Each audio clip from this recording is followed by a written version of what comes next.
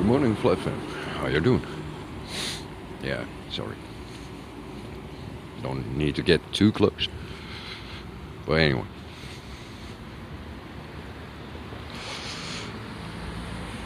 Let's talk about non-playable characters.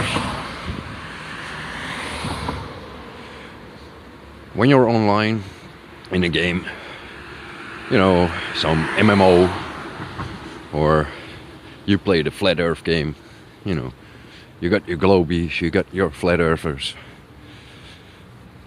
You got some people that act like non-playable characters, as if they're just running the script over and over and over again. I think for both sides, this is actually something that is apparent.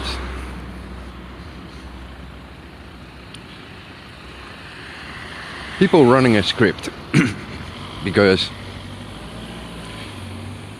they figure out that to them that's the easy way to communicate.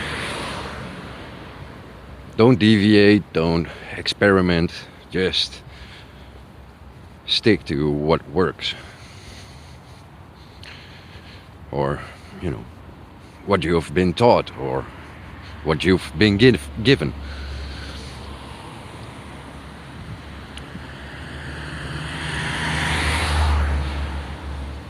And, you know, if you're a gamer, you know that NPCs can be a pain in the ass, you know.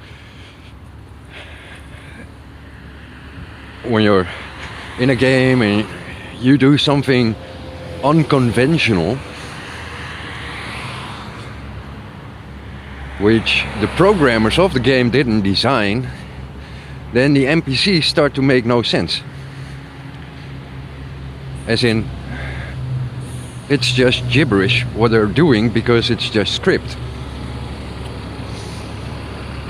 And if you do something outside of the scope of the script, and whatever response you get makes no sense. But on the other side, you got playable characters, you know. You want to play a game? Yeah, you gotta have a character, you know.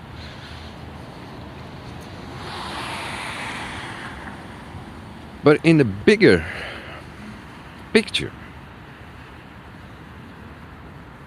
what is a character? What's a playable character?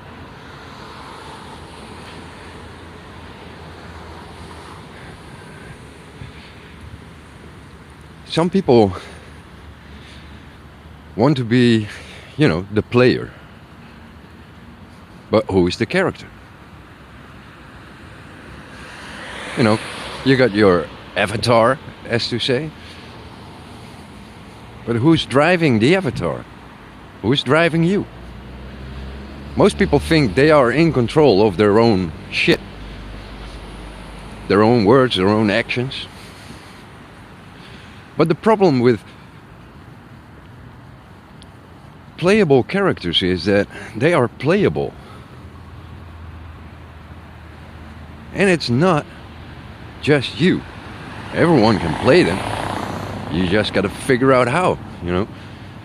In a game you need some perks to unlock the new character. Well, life is not much different.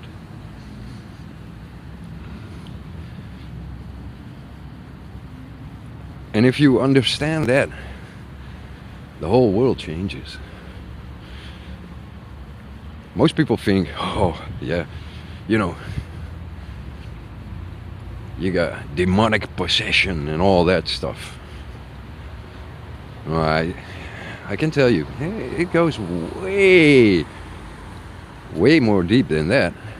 That's just writing it off as, you know, demonic possession.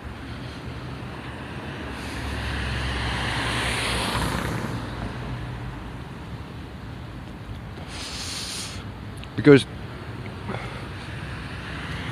just calling it that puts it in the realm of the supernatural. And since we are natural, you know, we don't know about the supernatural, the mechanism and the workings, so we can shove it aside and just lay it to rest and worry about it without investigating, because, you know, that's dangerous.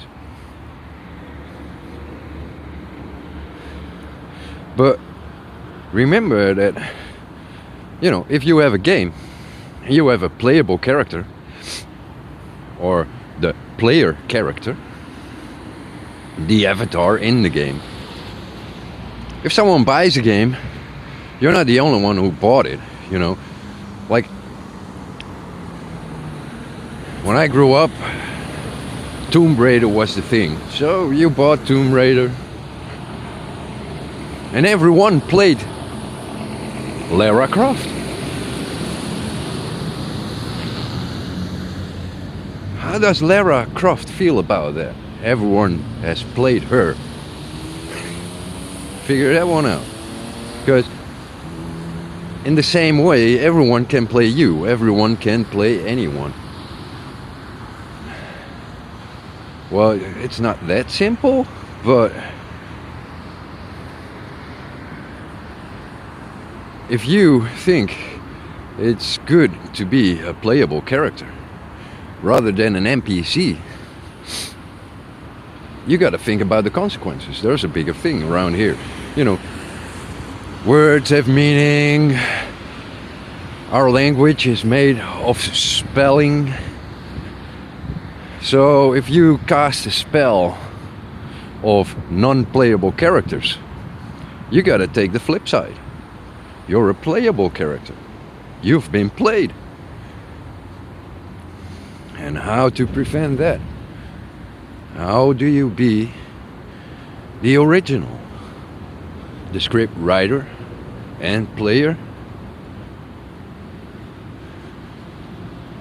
You gotta figure that one out for yourself, but don't think that if you label someone an NPC, it makes you a player, or it makes you better, or anything else. It's just name calling. And that's just another spell cast in the big web.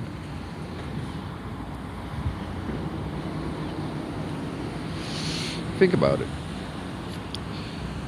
Words have consequences because they're vibrations. And everything vibrates. And if you set a vibration in motion, as in, let there be light, there are consequences. Things change. Do you want that change? Think before you say something. Think before you act upon something. Because before you know it, you got some butterfly effect. Well, think about it, have fun, and then, oh yeah, something I definitely need to say. I love you guys. I love everyone. And it's sad to say that I cannot always say it. That's my limitation. But I do love you.